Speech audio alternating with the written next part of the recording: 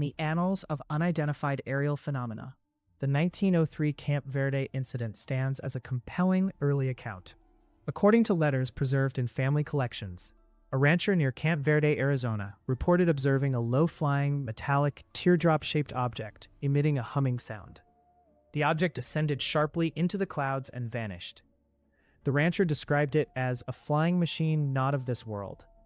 This is the story of the 1903 Camp Verde metallic object sighting, one of the earliest documented reports of a structured, metallic aerial craft in the American Southwest, occurring in the same year the Wright brothers achieved powered flight. Today we examine the full historical account, the credibility of the witness, and why this pre-modern UFO report remains intriguing more than a century later. Welcome to the channel. We're going back to rural Arizona in 1903 to explore a sighting that predates the modern UFO era by decades. Everything in this video is drawn directly from the historical chapter provided. No speculation, just the rancher's own description and its context. Let's set the scene in Camp Verde, Arizona, in 1903. The early 20th century was a period of burgeoning technological innovation, with the Wright brothers achieving powered flight in December 1903. However, the concept of advanced aerial vehicles was still in its infancy. The rancher's account predates widespread public awareness of flight capabilities, making his description of a metallic, airborne object particularly intriguing. According to letters preserved in family collections, a rancher near Camp Verde reported observing a low-flying, metallic, teardrop-shaped object emitting a humming sound. The object descended sharply into the clouds and vanished. The rancher described it as a flying machine not of this world. The witness was a working rancher in a remote area of Arizona.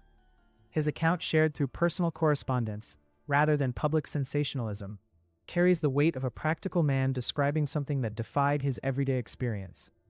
In 1903, there were no airplanes capable of the silent or humming flight, low-altitude maneuvering, and rapid vertical ascent described.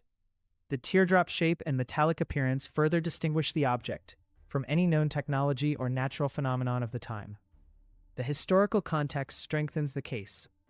The American Southwest in the early 1900s was a frontier region with limited infrastructure and sparse population. Ranchers lived in relative isolation, relying on personal observation for survival. The rancher's description was not written for publication, but for family records, reducing the likelihood of exaggeration for attention. The timing, the same year as the Wright brothers' first flight, makes the sighting especially noteworthy, as no comparable man-made craft existed. The impact on the local community appears to have been limited. There is no evidence of widespread alarm or lasting concern among residents. The lack of widespread media coverage and limited communication channels meant that the incident likely remained a local curiosity shared through personal letters. The rancher's account, preserved in family collections, survived as a private record rather than a public sensation.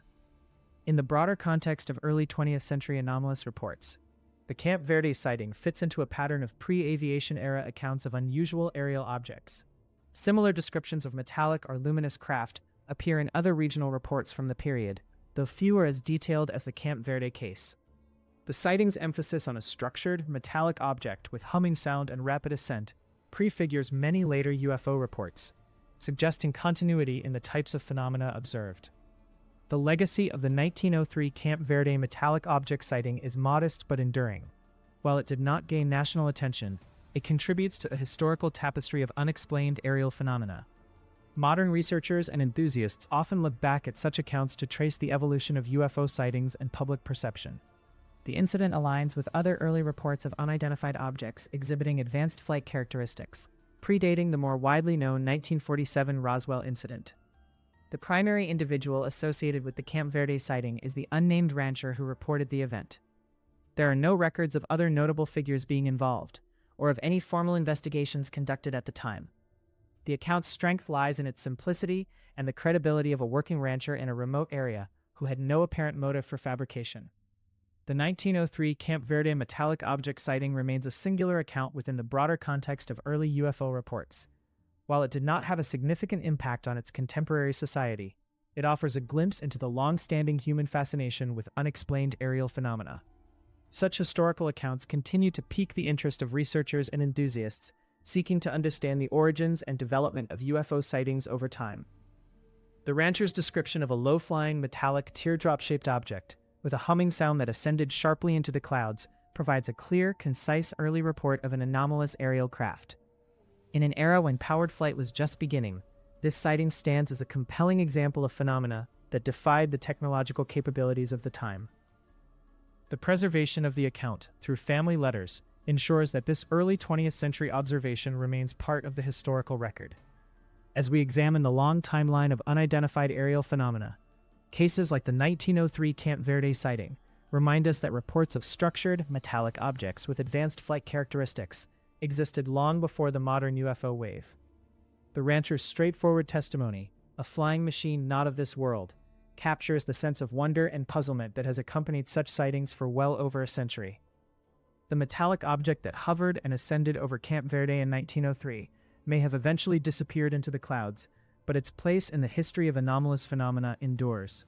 The rancher's account, preserved in family collections, ensures that one of the earliest detailed reports of a structured aerial craft in the American Southwest continues to challenge our understanding of what is possible in our skies.